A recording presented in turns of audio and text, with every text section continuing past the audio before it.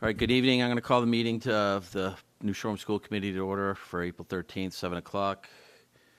I'm President Superintendent Martin, Ryan McGarry, Greta Hines, Annie Hall, myself, Christopher Willey. First item is public comment. Anybody have anything? Oh, Charlie, Mr. Weber's here as well. We have minutes from March 16th presented for approval. I make a motion to accept the minutes from March 16th, 2026 as presented. Any discussion? Hearing nothing. All in favor?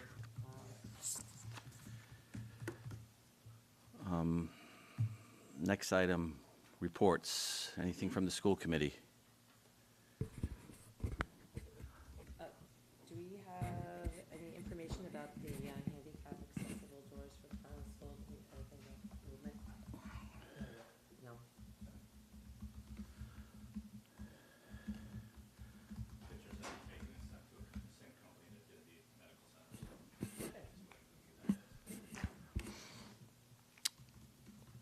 Um, 4B, superintendent report. Standing of accounts, if you look at the ledger, not only developed, we're projecting that we're gonna have a surplus of about $6,000 at the end of the fiscal year, which is a good thing. Some of the highlights in red, which are not so good on that report, are the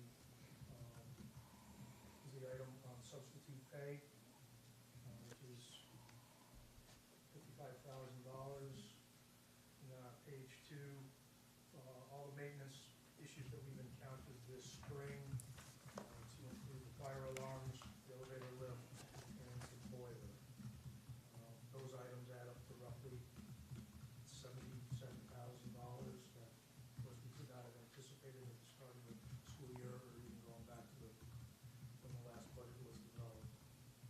So, all things considered, given those heavy hits that we've taken, we're okay. So those are the highlights of the financial report.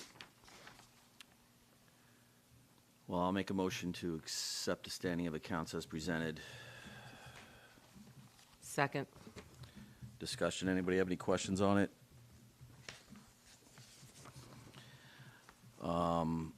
I just, one quick one on line 54902, alarm and fire safety services. Is it so high because we had to get up to date on something, or is this going to be an annual cost or a? It's an antiquated system. Two issues have come to my attention that I need to clear on. One, the parts that need to be ordered to get into the existing system are rare, hard to come by. So that's an issue. Two, the company that does the work is, well, basically we have an exclusive contract with the company that does the work. So they've got us a little bit over a barrel at the moment. We want the work done, they're the only guys in town who know how to do it, so we're going through them. The current plan is to continue to Band-Aid and get us through the end of the school year with an idea towards replacing the system maybe this summer or in the fall. Which again is not ideal because we're going to be spending a lot of money on something that in a new building construction we're going to do a bunch to it. How long is that existing contract with Encore, I believe? I don't know.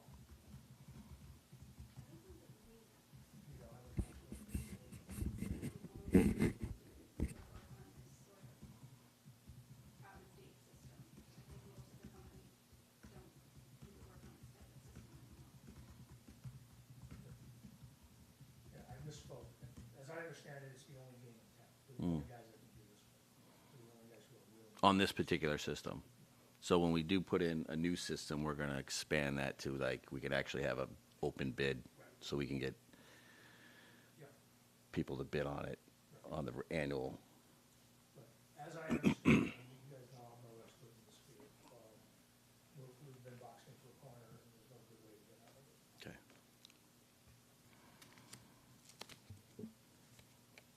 have any other questions? Can we go back to substitute pay? Are we going to put more in that line item next year?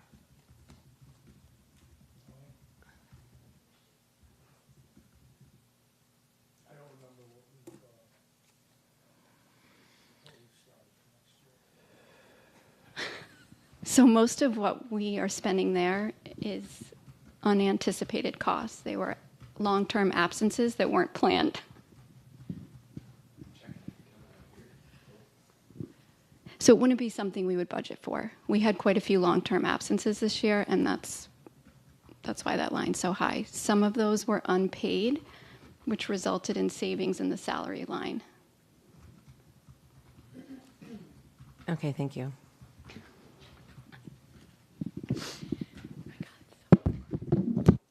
Anything else?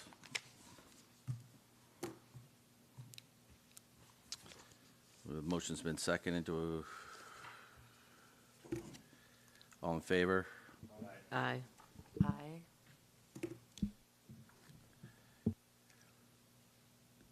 Attendance reports, the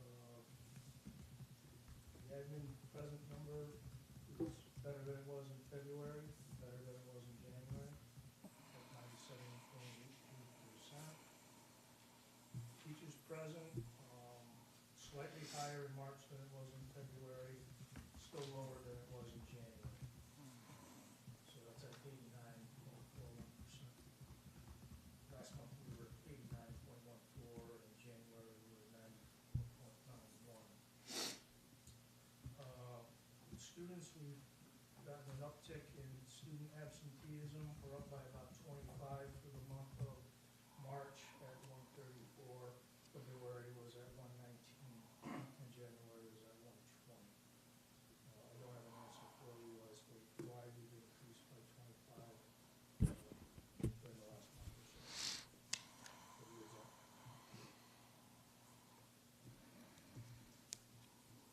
Any questions?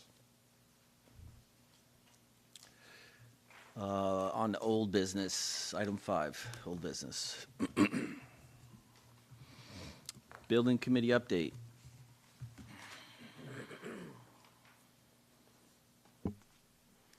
So, we hit a bit of a road bump in our Stage 2 application. We had 1 year from February 15th of 2025 to submit Stage 2 to RIDE. We asked for an extension, they denied us. We have to resubmit Stage 1. We can't resubmit Stage 1 until September 15th because of RIDE's awesome submitted policy. So basically, we can't submit Stage 2 until February 15th of next year. Okay. Not the end of the world. It actually could work out in our favor, as far as it gives us more time to dive deeper into this whole thing and make sure that everything is going to be perfect as far as what we think this thing's going to cost. Right. Like I said, it's not the end of the world. I really think that RIDE kind of we had a meeting with Mario a week before we asked for the extension, and we kind of got the feeling that they weren't going to give us the extension.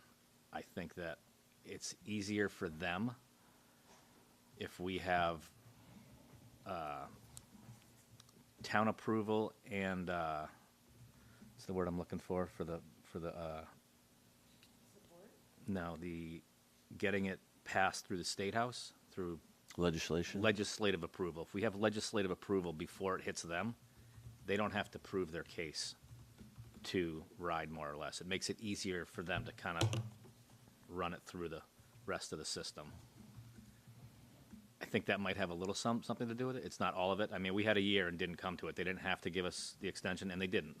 But I think, this is just my personal opinion on it, that they kind of didn't want to deal with it right now, more or less. You know what I mean? It's going to end up a better deal in the end by putting us off for that one submittal cycle. So that's where we're at. We're still moving forward as if the stage 2 was due in September, so that we'll have that extra 5 months to kind of really tweak it. Civic is going to resubmit the stage 1 for us. It's basically a clerical thing for them to do. They have to just change some dates on things and resubmit it, and they're not charging us anything for it. So that's where we're at. So that, as far as the town meeting, financial meeting is concerned, that pushes it out. I mean, we were talking about, it was a tight timeline anyway. We talked Correct. about that during the presentation. That was my Correct. main concern, is having something present that the public at large might So we're not still doing somewhat of a, outreach. presentation at FTM. Yep, We're not assigning any numbers to it because we don't know them yet. yep, And we're not going like big on it and saying, hopefully this works. We're waiting until we have an accurate number. I think it's the right thing to do. yeah, I think it's the responsible thing to do. yep. They'll still do a presentation, and then sometime towards the end of the summer, early fall, whatever, we'll have a special town financial meeting to vote on it. Still. Okay, yep, And then that way it can get in the first legislative process too. And it can get, by the time we submit in February, it should be a home run. If it all goes, if the town approves it, basically. right. If the town doesn't approve it, then someone else sometime down the road will have a nice little neat package with a school renovation addition on it to move forward with again, Right. Okay, That's all I got. thank you.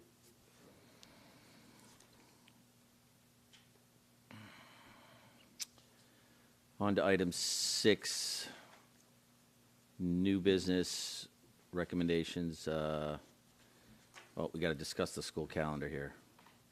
You have a copy of it in front of you. Not any significant or earth-shattering changes between last year and this year.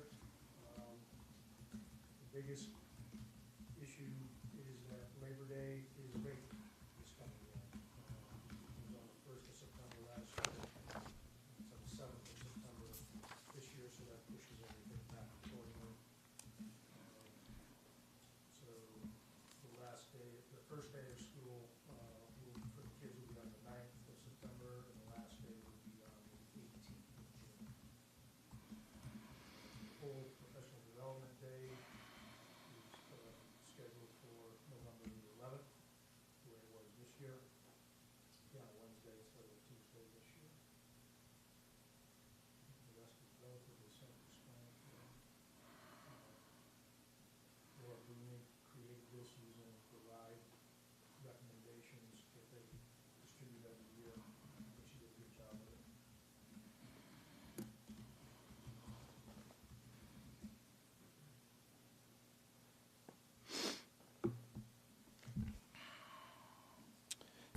Any questions? We did get an email, I don't have it with me, from Julie Kiley as correspondence. Did you see that? What was the question? She wanted to change the schedule as it was a long time ago, so they could have a longer February break, but that was the only correspondence I've seen about it. I think it went to the whole school board. Didn't you get? I did not. She probably doesn't like you guys. What days would be I mean, to extend the February break? Just curious. The way, don't look at me. I didn't get it. well, but I'm trying to remember exactly how we did it before. It was, I think, the 10th, am I right? It would have, wasn't it like a Monday or a Friday or Yeah. something? I understand it's the same discussion that comes up with February break all the time. They want to work their vacation around it. And this is based off of RIDE's recommendations.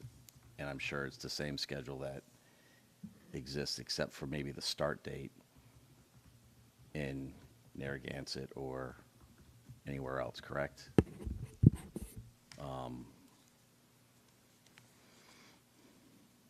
You know, other than the popular one is the Wednesday before Thanksgiving. But I have no problem with it as presented. If we have another winter like we just had, we might have issues towards the end, but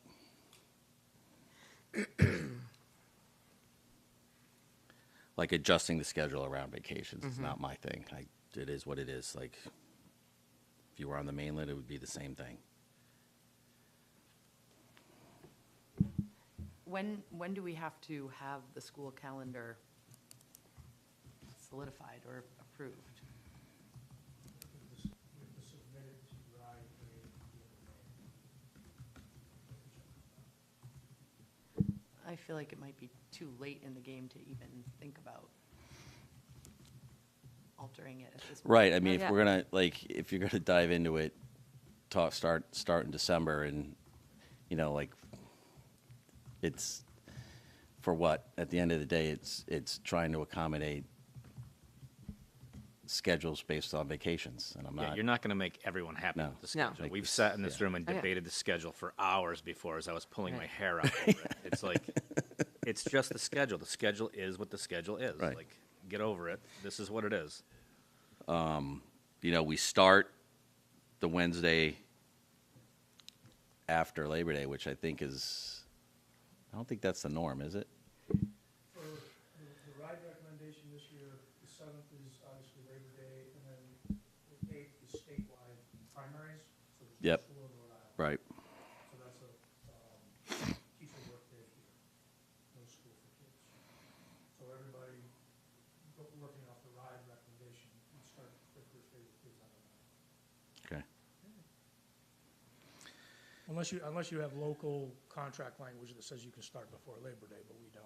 No, that's not what I'm implying. I'm just like it's already because colleges and some high schools in schools down like they start the middle of August. Yeah. You know, like, but I don't have a problem with the schedule as It's presented. just Labor Day is really late Yeah. this year is what it comes down to. Right. You know? And if you tried to put the kids in school the week before Labor Day, they're gonna burn the school down. Well, we won't also have. Everyone has some summer of the- jobs, you know what I mean? And it's And it's also a staffing issue because there are people who don't have housing until exactly Labor Day. exactly. Right. That's part of it as well. And graduation is the 13th next year. Yeah. What's the date this year? The what?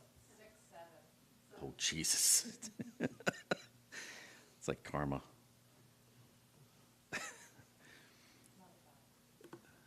It's a thing. All right, I'll make a motion to approve the calendar as presented. Any discussion? Second, rather. Thank you, Ryan. Yes. Wait. You need a You microphone. need a mic. okay. John, slide that mic over.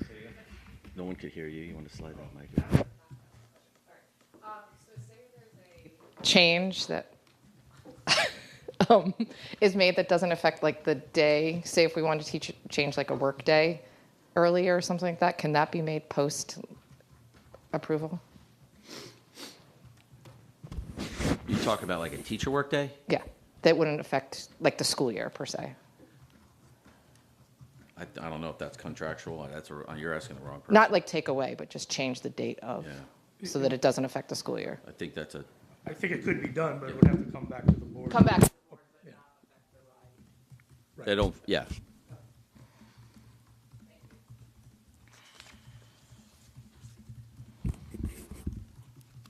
All in favor? Aye. All right. Next on the agenda under new business is a neurophysiological consultation service agreement. That's a mouthful. Yeah, this is with clinical neuropsychologist John Kimpton,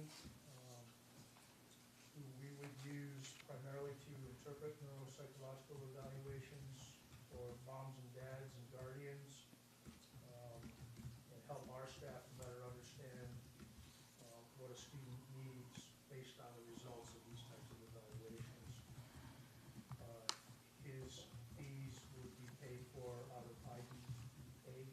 so it would not affect any local monies.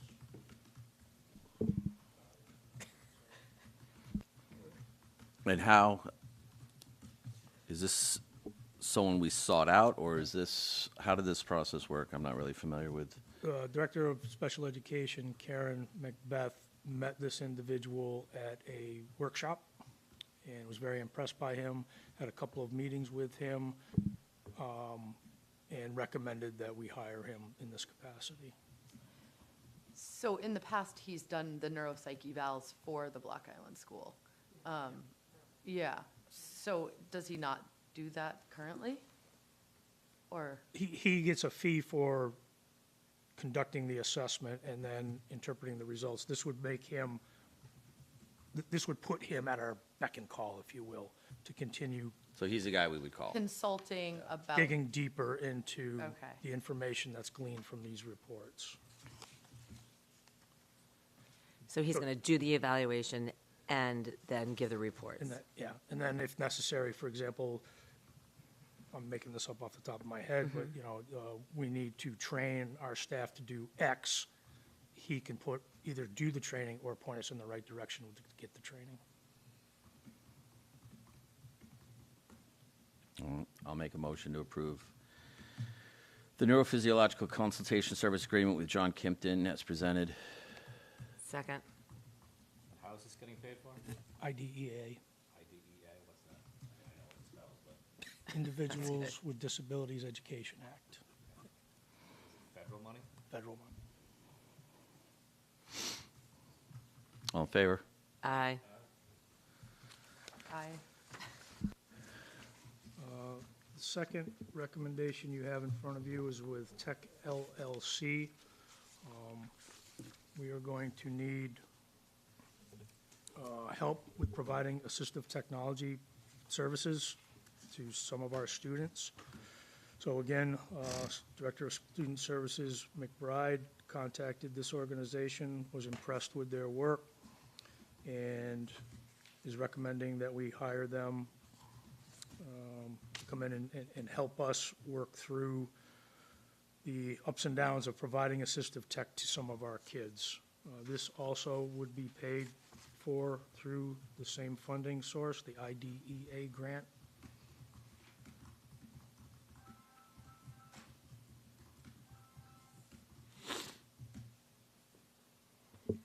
Does this service go out to bid? No.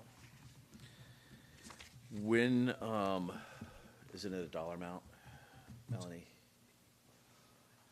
It's $185 an hour for the services.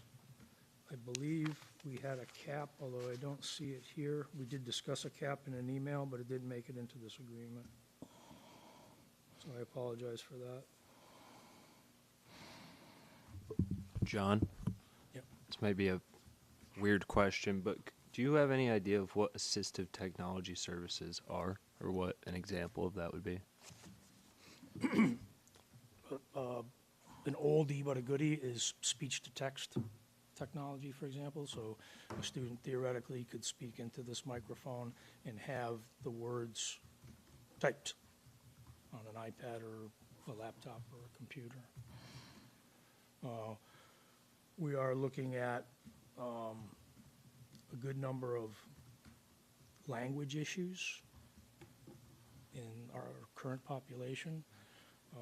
Exactly what those technologies would be, I'm at a loss to say tonight, Ryan. I don't know. I don't say specifically to grill you on what you know or what you don't know. It seems like fairly new technology from my time, so. Yep. Okay, we've got a little bit more here. Is this tech different than tech access? It's learning how to, it's primarily learning how to use the devices, teaching our kids and our staff how to use the devices that these kids require.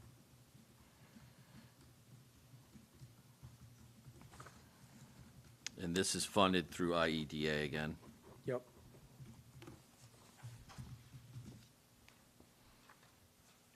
And I have to ask, because it's federal, that funding is already allocated? Does it already exist, or is this something that needs to be applied for? Okay, okay. And is this funding year-to-year type thing? Okay, so, all right.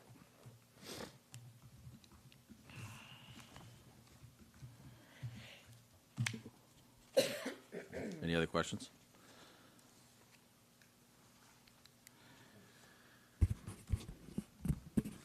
I would like, I share some of the same curiosities Ryan does with what would be involved in this. Okay, I can You know, get a when- more comprehensive report to you. When, I'm gonna make a motion to approve, but it's like, maybe Karen can come and give us kind of an update on the whole program. Okay.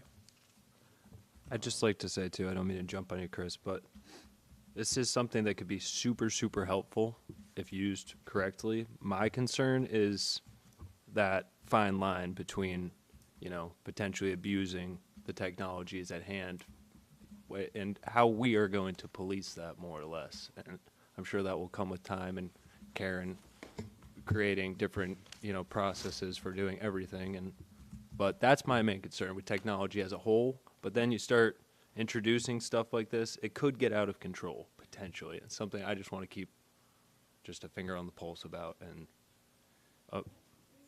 yes, You gotta grab a microphone, Vic. Vicky, you gotta grab a microphone.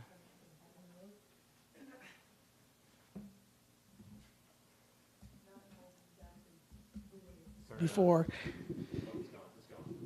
Thank you. Not knowing exactly or thinking about who before. Oftentimes, this is for kids who are nonverbal, so they're able to communicate without being able to speak. So I think that's I think what we're really looking at. I think if it's used exclusively for those things, that's very black and white. I doubt it will be exclusively used for those things, so that's the only reason I. No, bring any I concern understand to what it, you're saying. you know? I'd be the first person to say, haul the computers.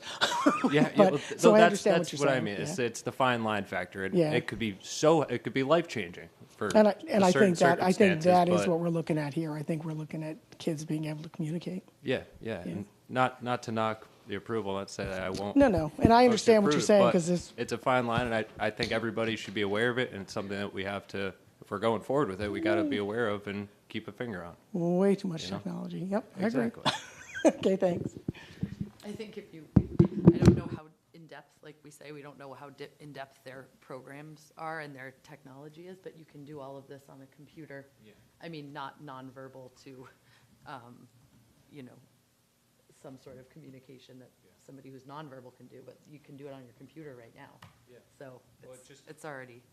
How that is incorporated into the classroom and overall learning, and like how kids are structured to learn. If they can talk to text, they're never going to type again. They're never going to, you know what I mean? So it's just that fine line. I'm very concerned of in this day and age specifically, but if we're opening the door to it, we're bringing it in here, there has to be policing.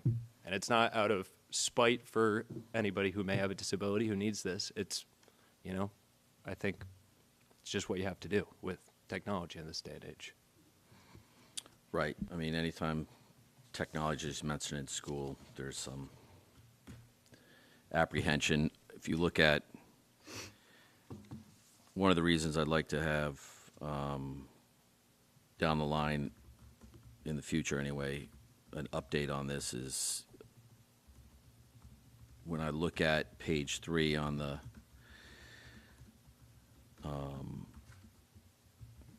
presentation, if you would,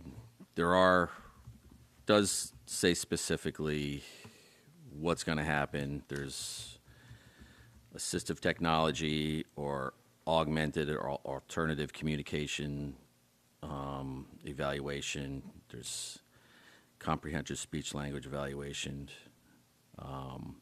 There's follow-up IEP meetings, recommendations for equipment, materials, and devices, things like that. So to Ryan's point, if these things are followed and those IEP meetings happen and it is being monitored, if you would, and all of our staff that are involved in it are trained appropriately, then I think it's a, Training is critical, no doubt about that.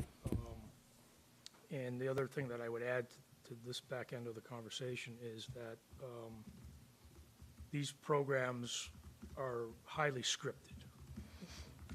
There's I don't want to call it a manual, but a manual is a good analogy, so that you do this, you do this, you do this, you do this. Student does this, you do this. Student does this, you do this. And you don't deviate from that script in order to get the best results. Maybe Karen could come to our next school board meeting and give us a report about it. Yep. Plus, special ed's such a big part of our budget, and we used to have the special ed director come to the meetings at least once a year anyway. I don't know why that stopped, but. I'll make a motion to approve Tech LLC consultation agreement as presented. Second. All in favor? Aye. Aye. Let's see. Next item is written information security program. So this would be the second reading. Chris, you had asked the question at the last meeting about a timeline. Yep. I talked with Chaz. Excuse me. The goal would be for him to work with me this summer, and then to have a goal of implementing at the start of the school year, so that we would, for example, put out some sort of online training program for all the staff, and then it would be my job to make sure that staff are complying with the directive to do these trainings.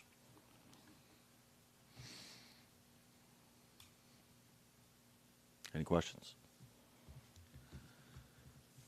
Then I will make a motion to approve the written information security program as presented. Second. All in favor? Aye. Aye. Next item, recommendation to approve the creation of a varsity flag football coach position. So I'm going to ask Athletic Director Moran to step forward to share the details of this. He knows it much more intimately than I do.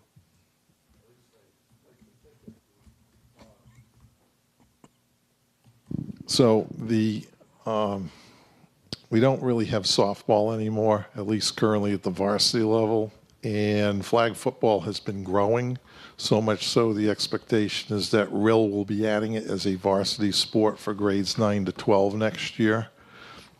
We currently have a middle school flag program.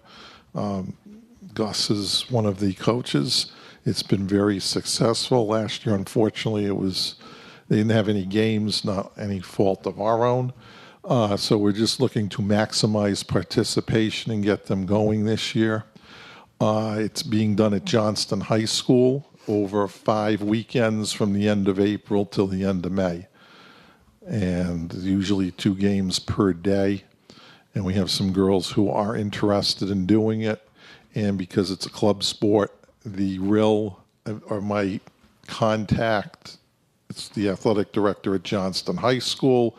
He has said that because RIL only treats it as a club sport, we can allow middle grade 6, 7, and 8 to participate. And in order to get us our 7, we did offer it out to the middle grade, the girls in the middle grades, so they will be able to participate as well. We have a few who are going to do that, so we will have enough players to field a team. But if you come up to Heinz Field and you watch the middle grades now play, scrimmage, practice, it's a lot of fun and a lot of excitement. They're all working together.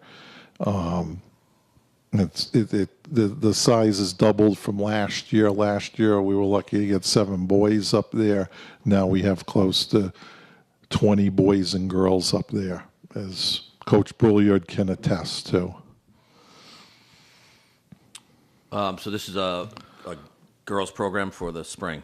It'll be the girls' spring program, replacing varsity softball. So should we create a girls flag football coach position, or does it matter? You can just call it girls flag football for this one. Right. And it monetarily, and I can work this out, it doesn't have to be the full stipend that a varsity softball coach could get. It could be slotted slightly less. I can split the money amongst the current coaches as well as anybody, any of our coaching staff that might have to fill in for a game, or if we advertise as assistant coach, we can have them do that. Because what'll happen is it's going to end up being kind of split now. If Gus is at one squad, Violet will be at another. I mean, we'll figure it out so we have 2 certified people there at the games. But we need the actual position created. Right. All right. So this would just be taking from the varsity softball and taking that off. So I'll the make book. a motion to approve the creation of a varsity flag girls football coach for this season. Second. Discussion? Discussion.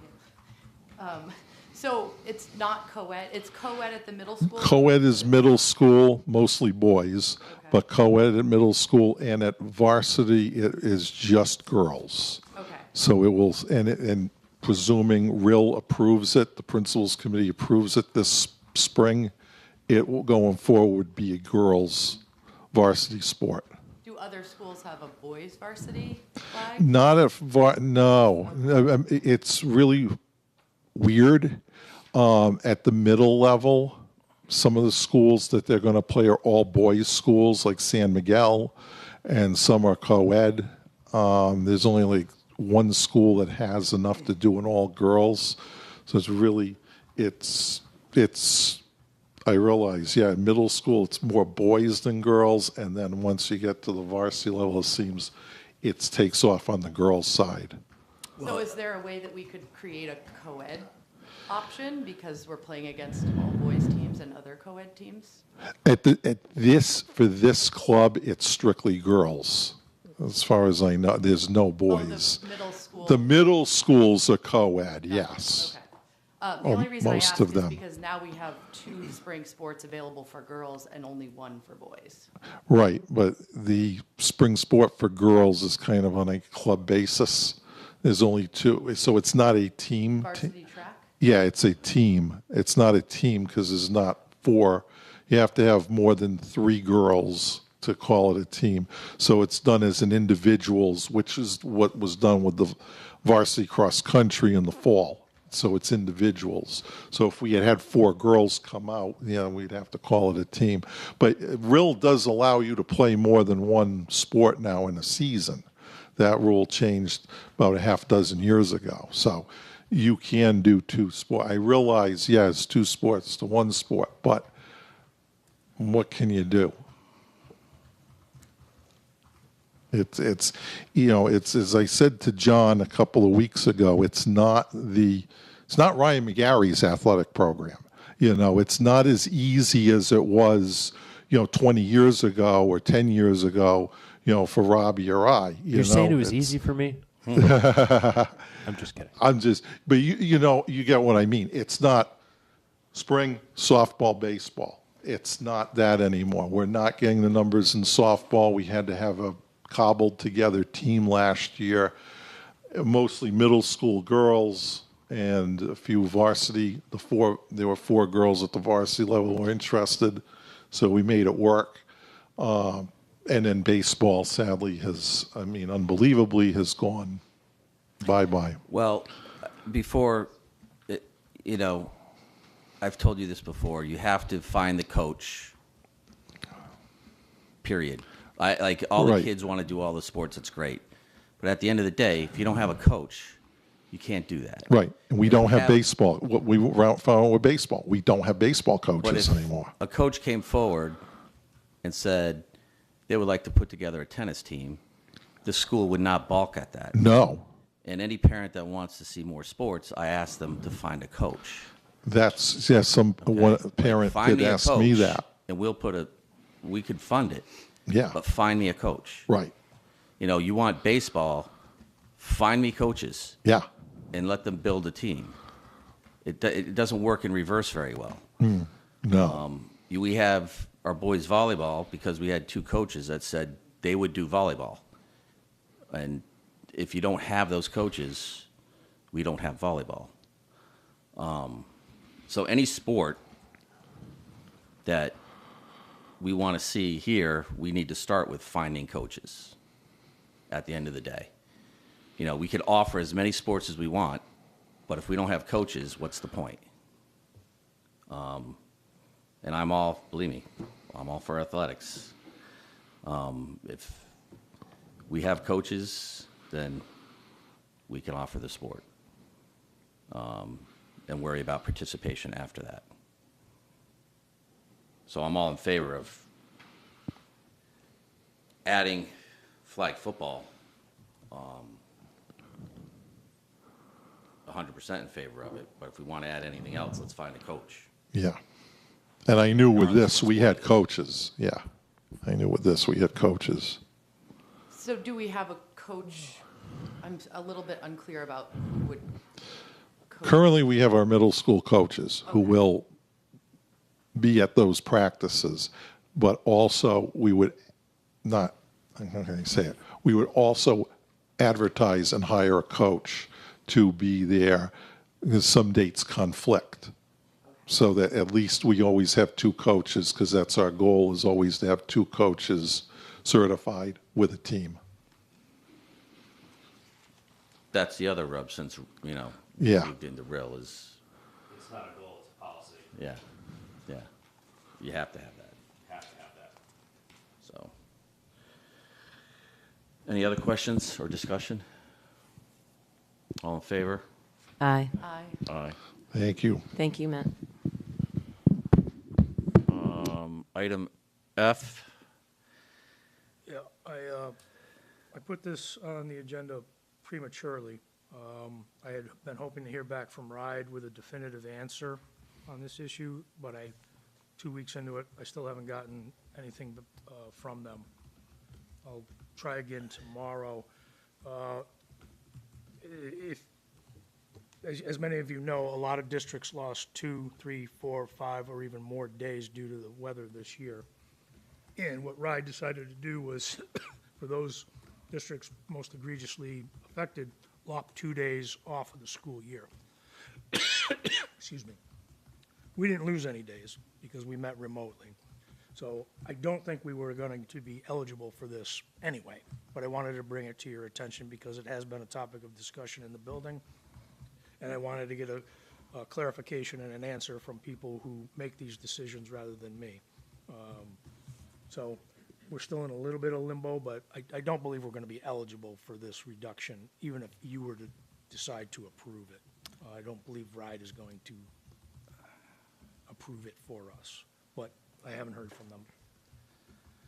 well, I read trying to find it, I read the minutes from that meeting, and it doesn't sound like it would apply because we did, like, I don't think we're eligible, but No. a lot of people wanted to know from a higher authority than me yep, that this is the answer.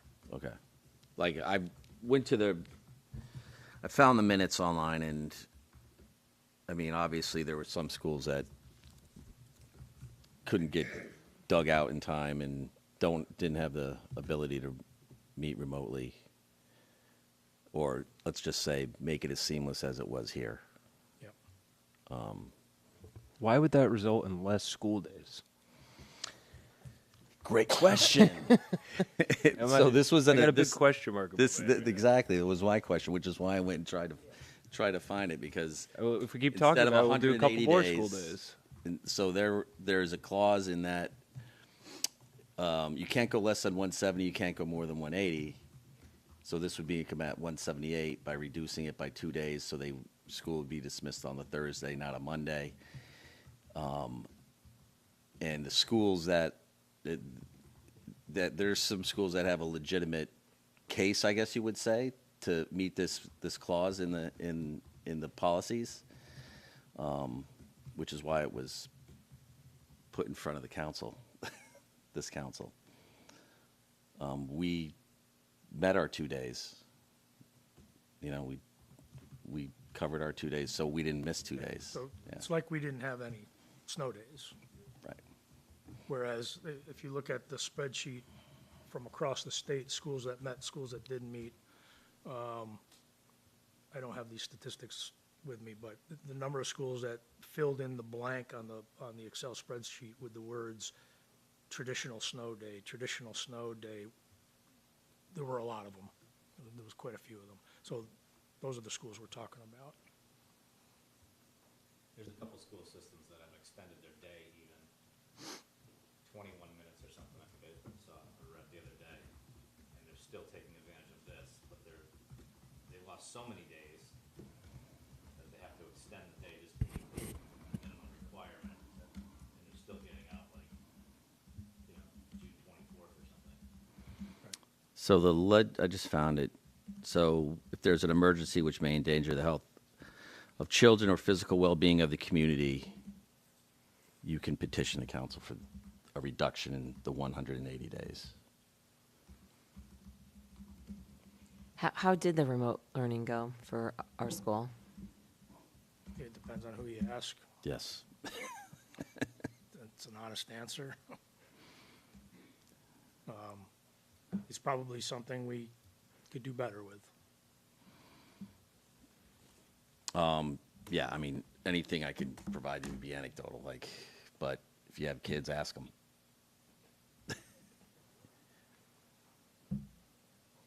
So when we want to wait till the next meeting? Yeah, I would table this for now. In the meantime, I'll press to get a response, but I would anticipate that our calendar will remain unchanged. But like I said, I wanted to bring it to your attention because it has been a topic of conversation. Okay. Then I'll make a motion to table F. Second. All in favor? Item G, right to read notification.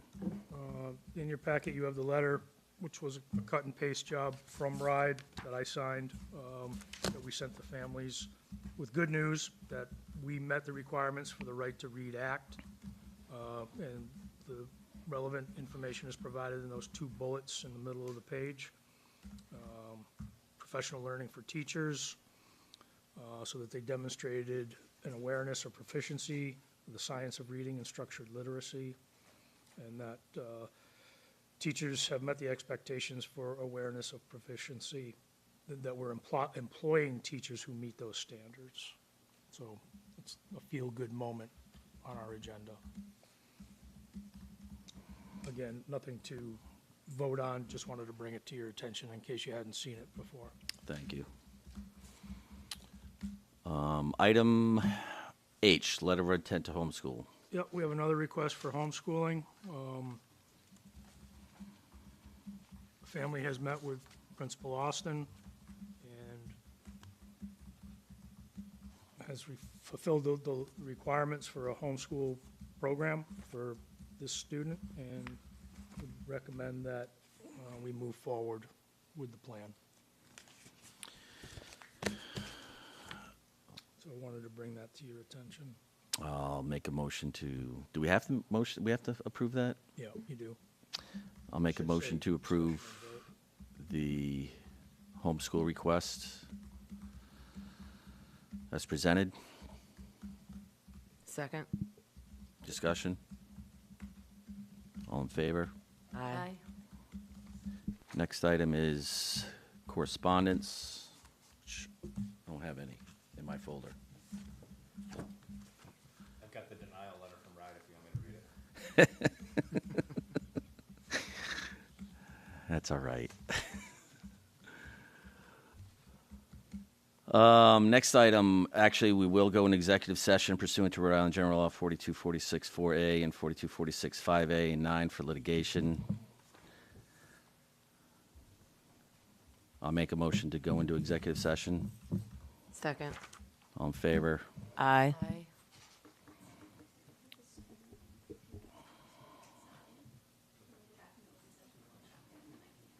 It should not take long.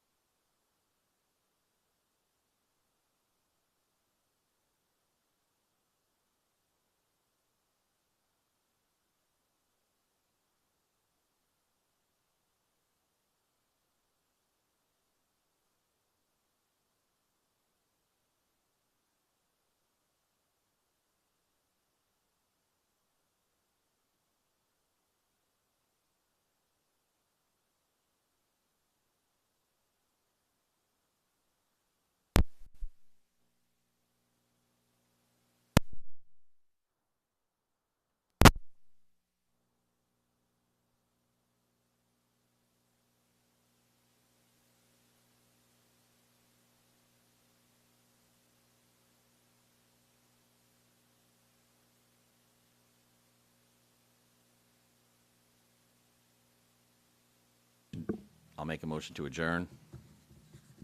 Second? All in favor? Aye. Thank you.